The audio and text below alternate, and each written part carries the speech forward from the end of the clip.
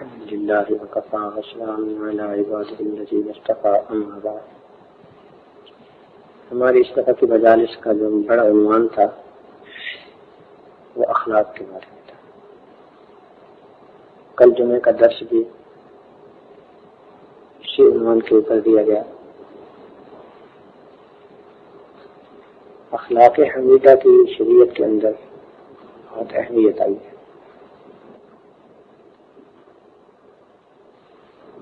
انسان کے اخلاق اتنے عمدہ ہوں گے، اس کی وجہ سے اس کے قریب والوں کو اتنا ہی سکون ملے گا، اس کے اہل خانہ کو بھی، اس کے پڑوسیوں کو بھی، اس کے دوست احباب۔ اور اچھے اخلاق کی ایک پہچان یہ ہوتی ہے کہ لوگ اس کے ساتھ مل کے رہنا پسند کریں۔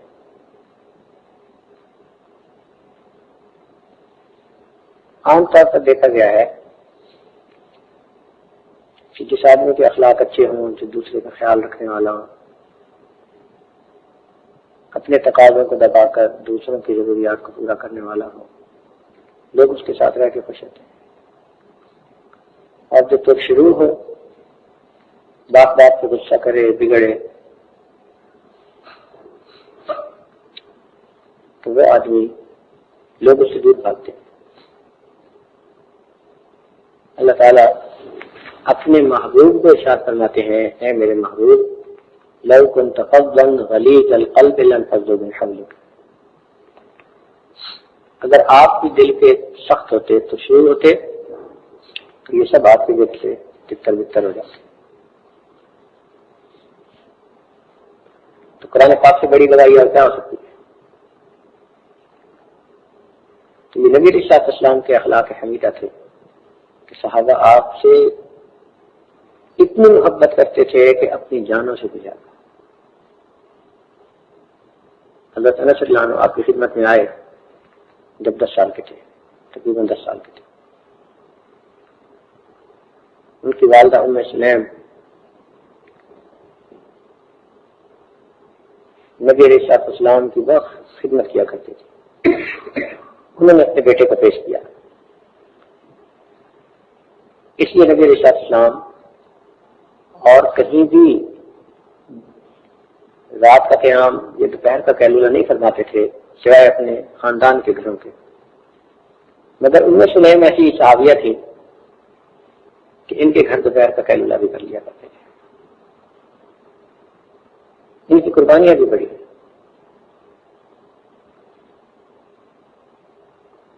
ان کی محبت عقیدت کا یہ حال تھا کہ وہ اپنے بچوں کو شیشی دیا کرتی تھی اور کہتی تھی کہ جب نبی علیہ السلام آرام فرمائیں، سو رہے ہوں اور آپ کے جسم مبارک پہ پسینے کے قطرے آئیں تو تم ان قطروں کو شیشی میں جمع کر لیا کرو۔ تو ایک مرتبہ نبی علیہ السلام نے پوچھا کہ یہ کیا معاملہ ہے؟ تو وہ کہنے لگی کہ اللہ کے محبوب، ہم یہ آپ کے جسم اطہر سے نکلے ہوئے جو قطرے ہیں ان کو خوشبو میں ڈالتے ہیں تو خوشبو کی خوشبو بہتر ہو جاتی ہے۔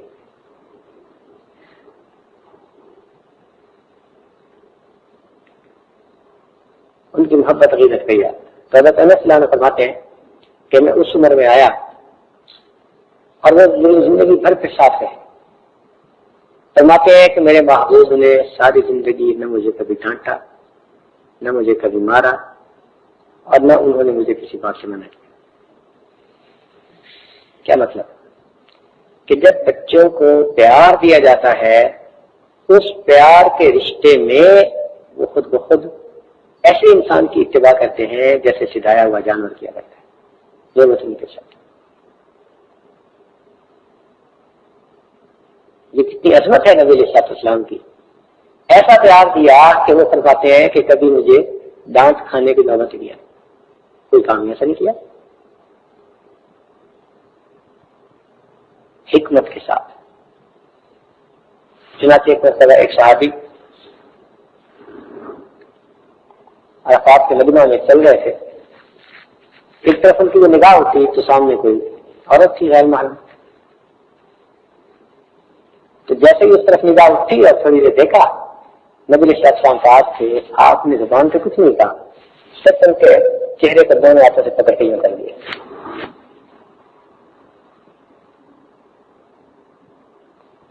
حکمت دیکھیے، اگر زبان سے کہتے کہ مت دیکھو تو گویا اس کے ایک عمل پر آپ کی گواہی پڑ جاتی.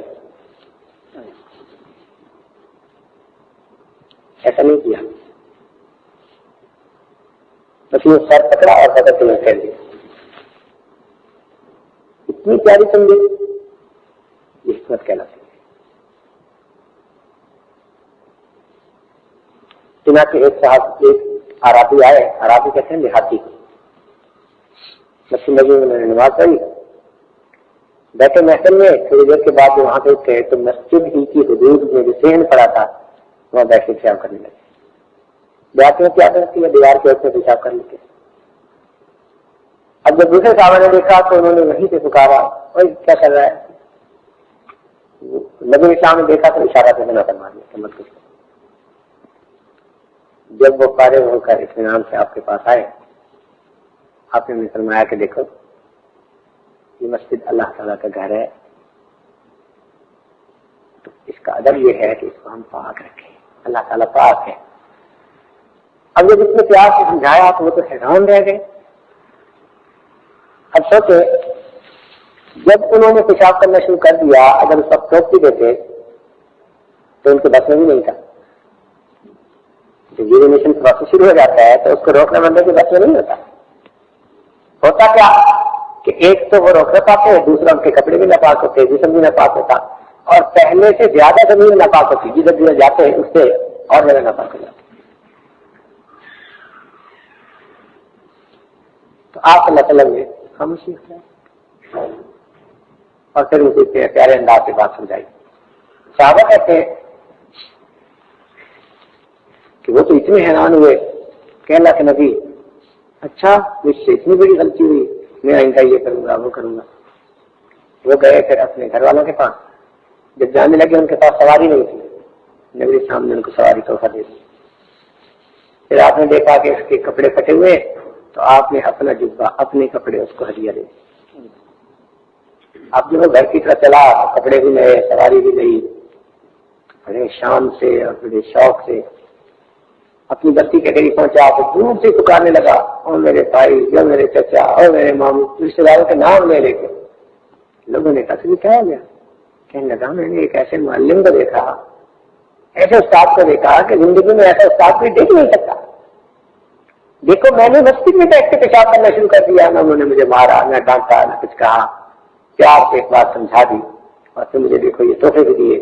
اتنے اچھے اخلاق ان کے. سب لوگوں نے کہا ہاں بھائی واقعی تو بڑی عجیب بات ہے. کہنے لگا چلو میرے ساتھ میں بھی تمہیں ملاتا ہوں. چنانچہ اس واقعے پر اس بستی کے 300 لوگوں نے آ کر اسلام قبول کر لیا. تو یہ ہوتے ہیں اچھے اخلاق جو دل مولے تھے. راشد صدیقہ رضی اللہ تعالیٰ نے فرمایا کرتی تھی فتحت المدینہ بالاخلاق، کہ مدینہ اخلاق کے ذریعے فتح ہوا ہے. اس لیے ہمیں اس چیز کا بہت خیال رکھنا چاہیے، ہمارے قول سے، ہمارے فعل سے کوئی ایسی بات نہ ہو کہ دوسروں کا دل دکھے. آج تو یہ حال ہے کہ جتنا قریب رہ رہے ہوتے ہیں اتنے ایک دوسرے کا زیادہ دل دکھا رہے ہوتے ہیں. یہ کام کی دینداری آ گئی، یہ ہماری بیوقوفی ہوتی ہے. اس سے ایسی بات کر جاتے ہیں کہ اتنے ایسے کیا کرایا اسے پانی پھر جاتا ہے. دوسرے بندے کے دل کو اس ایک فکرے سے زیادہ تکلیف ہوتی ہے بنسبت اس سالوں کے جو اس کے ساتھ خاموشی سے گزار گئے. زبان کا استعمال ذرا حساب سے کریں. یاد رکھے تلوار کا زخم بھر جایا کرتا ہے، زبان سے جو زخم لگتا ہے وہ کبھی نہیں بھرا کرتا.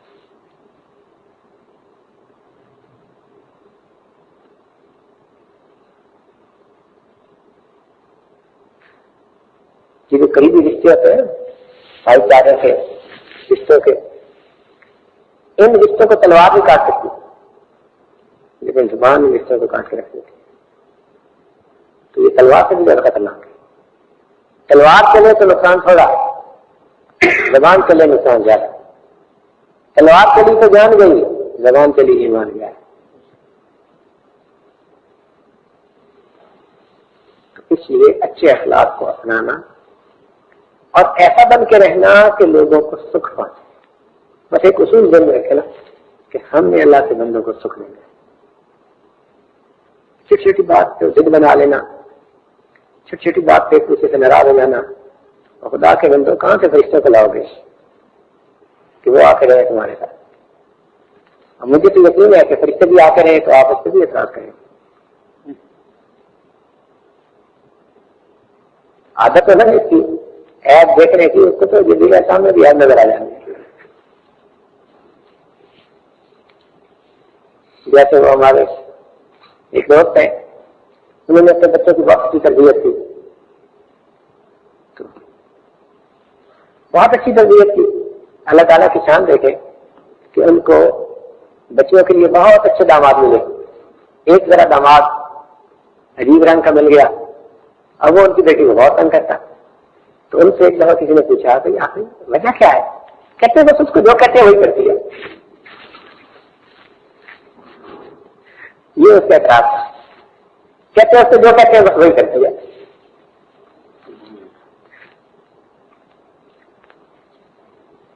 اب چونکہ وہ دین پڑی ہوئی اچھی نیک بچی تھی اور اس کو پتا تھا کہ خامد جو کہنے میرے وہی کرنا ہے, تو خامد کو یہ اعتراض ہے بس جو کہتے ہیں وہی کرتی ہے.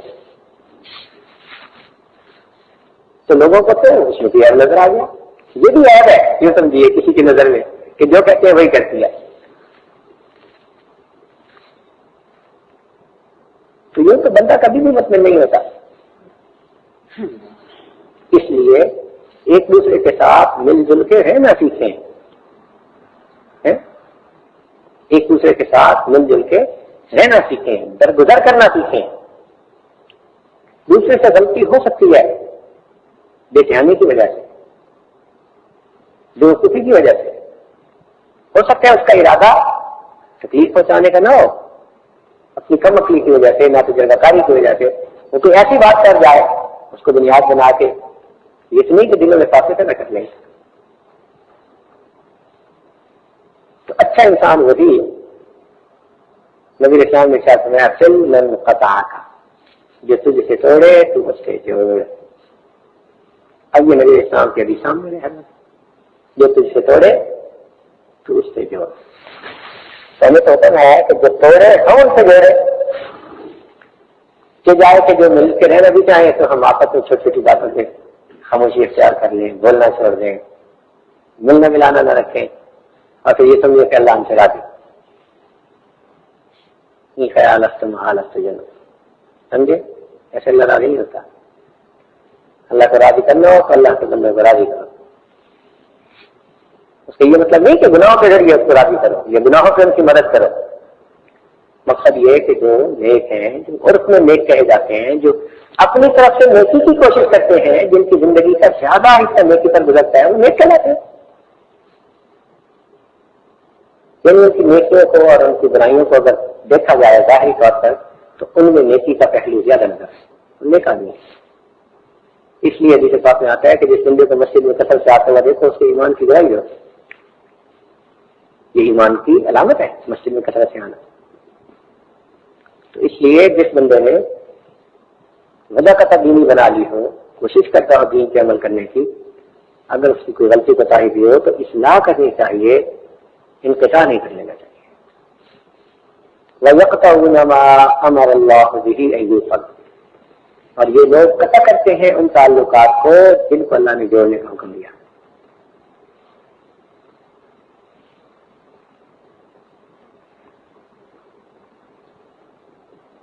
اب دیکھیے غور کیجیے ذرا, ایک بات بتاتا ہوں. مثلا میاں بیوی ہے, تو میاں بیوی میں جتنا محبت پیار کا تعلق ہوگا اتنا اللہ تعالیٰ کو پسند ہے. جتنا محبت پیار کا تعلق ہوگا اتنا اللہ کو پسند ہے. اب کئی لوگ اپنی طبیعت کی وجہ سے ذرا سی بات کو زیادہ بھڑک اٹھتے ہیں اور ان کو طلاق کا لفظ یاد آتا ہے. بھول جاتے ہیں کہ یہ 6 بچوں کی ماں بن گئی, اور اس عمر میں میں اس کو کہہ رہا ہوں کہ تجھے طلاق دوں گا تو پھر اس کے دل میں میرے بارے میں عزت رہے گی. جس عورت کو 6 بچوں کے بعد کہہ دیا جائے کہ تجھے طلاق دے دوں گا, کتنی انسیکیور فیل کرتی ہوگی. وہ اظہار کرے نہ کرے, اس کا دل بہت انسیکیور فیل کرتا ہے کہ اس بندے کے ساتھ پتہ نہیں کب کیا آ جائے. مردوں کی بڑی ضرورت یہی ہوتی ہے کہ یہ لفظ سنا کے آ جاتے ہیں اور یہ نہیں سمجھتے کہ اس لفظ کے بعد اس کے ذہن میں جو پروسیس شروع ہو گیا وہ کیا ہے. چنانچہ یہ اپنی بےوقوفی کی وجہ سے ایک دماغ میں دو دماغ بنا دیتے ہیں. وہ پھر رہتی بھی ساتھ ہے مگر اپنی سوچ بھی رکھتی ہے کہ میں نے اپنے آپ کو پروٹیکٹ کیسے کرنا ہے. کوئی سہارا اس کو چاہیے ہوتا ہے, کوئی بندہ اپنے دل کا غم سنانے کے لیے چاہیے ہوتا ہے. کتنی بےوقوفی کی. کہتے ہیں کہ جس سے انسان کا تعلق ناگزیر ہو, یعنی دور ہو ہی نہیں سکتا, اس کے ساتھ رنجش کا پیدا کر لینا اس سے بڑی دنیا کی بےوقوفی کوئی نہیں ہوتی. کوئی دور تو ہو نہیں سکتے اور رنجش بھی اسی سے پیدا کر رہے ہیں, تو دل دکھنے والی بات ہے نا. اس لیے شریعت کا حکم یہ ہے کہ اس نے یہ کہا, شریعت نے یہ کہا کہ میاں بیوی جتنا محبت پیار سے رہیں گے اتنا ہی پسندیدہ. اب انسان ہے نا, کبھی بیوی کسی موڈ میں ہے, کبھی خامن کسی موڈ میں, کبھی خامن سے غلطی ہو سکتی ہے, کبھی بیوی سے ہو سکتی ہے. اچھا جب ہو سکتی ہے تو شریعت کی خوبصورتی دیکھیے کہ شریعت نے کہا کہ ان دونوں کو پیار محبت سے رہنا چاہیے. اگر اس میں کوئی میرے حق میں کمی ہے تو ہم اپنا حق معاف کر دیں. اس لیے اگر میاں بیوی کے درمیان ناراضگی ہو, شریعت کا مسئلہ ہے, اور سنو کروانے والا درمیان میں ایسی بات کوئی کر دے کہ جو حقیقت کے خلاف ہو, مثلاً اس کو کہ یہ تیری بیوی تو اسے محبت بہت کرتی ہے, تو غصے میں تو اسے لڑ لیتی ہے, فلاں ہے مجھے محبت بہت کرتی ہے, اور تیری تعریفیں بھی کر رہی تھی. حالانکہ اسے تعریف نہیں کی لیکن وہ ایسی بات کر دیتا ہے جس سے کہ خاوند کے دل میں بیوی کا پھر وہی قرب آ جاتا ہے.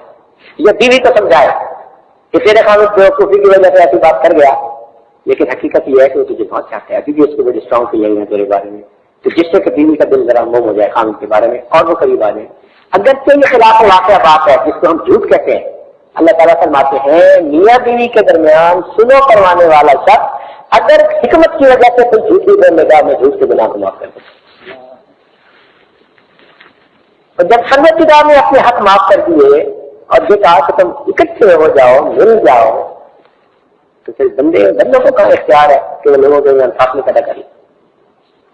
اس لیے حدیث پاک میں آتا ہے کہ لیلۃ القدر میں اللہ رب العزت سب گناہوں کی معافی کر دیتے ہیں, چند گناہوں کو معاف نہیں کرتے جن میں سے ایک یا بیوی کے درمیان جدائیاں ڈالیں.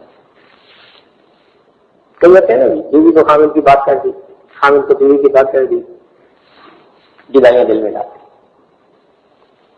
اللہ تعالیٰ لیلۃ القدر میں بھی اس گناہ کو معاف نہیں کرتے. تو بات یہ سامنے آئی کہ اچھا انسان وہی کہ جو اللہ کے بندوں کو سکھ دے, دکھ نہ دے. آپ جتنے قریبی لوگ ہوں گے, تعلقات والے ہوں گے, ان کے ساتھ خوش اخلاقی کا دگنا فائدہ ہوگا. کہ ایک مومن کے ساتھ اور ایک رشتہ دار کے ساتھ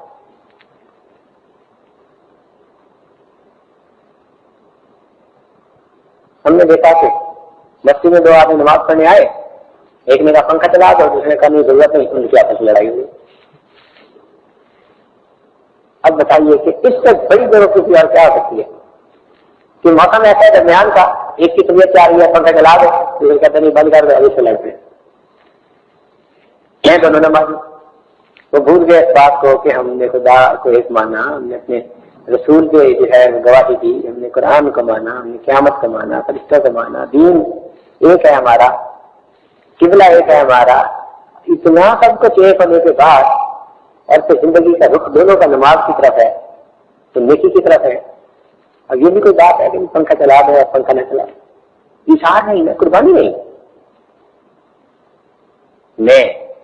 میں بڑی بری بات, بڑی. آپ دیکھیں اکثر یہ جو باتیں ہیں نا, یہ میں کی وجہ سے آتی ہیں. میری بات نہیں سنی گئی, میری بات نہیں مانی گئی, ہماری سنتا ہی کوئی نہیں, یہ میں ہی ہوتی ہے اس کے پیچھے ہمیشہ.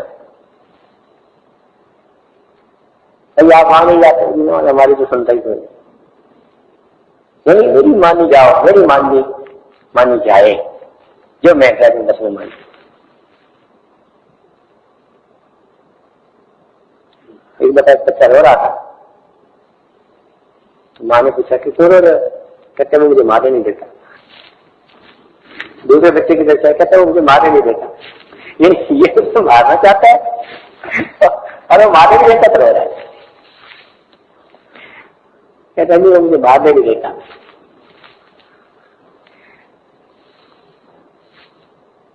تو بھائی اچھے اخلاق اپنائیں اور انسان بن کے زندگی گزارے۔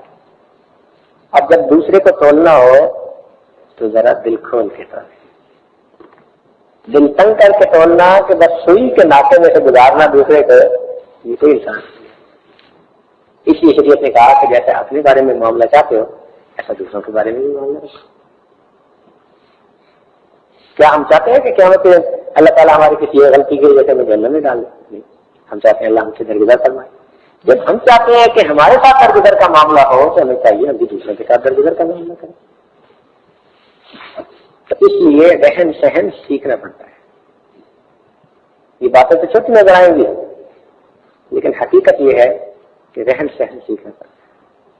تو آپ ایک بار ذہن میں بٹھا لیں کہ دنیا میں جو بھی انسان ہے وہ انسان ہے، اس سے غلطی ہو سکتی ہے۔ بس انبیاء کرام کی شان ہے کہ وہ غلطی سے اللہ تعالیٰ نے ان کو بلند کر دیا، باقی سب انسان۔ اللہ تعالیٰ کے یہاں دستور یہ ہے کہ جس بندے سے غلطی ہو اور معافی مانگ لے، اللہ تعالیٰ اس کی گناہوں کو اس کی نیکیوں میں تبدیل کر دے۔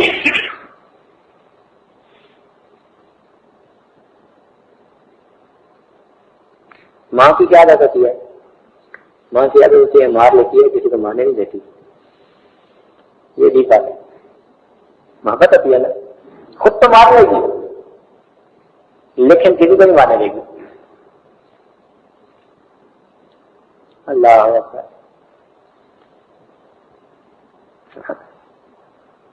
اللہ تعالیٰ کیا سبق دیتے ہیں ہمیں قرآن مجید میں۔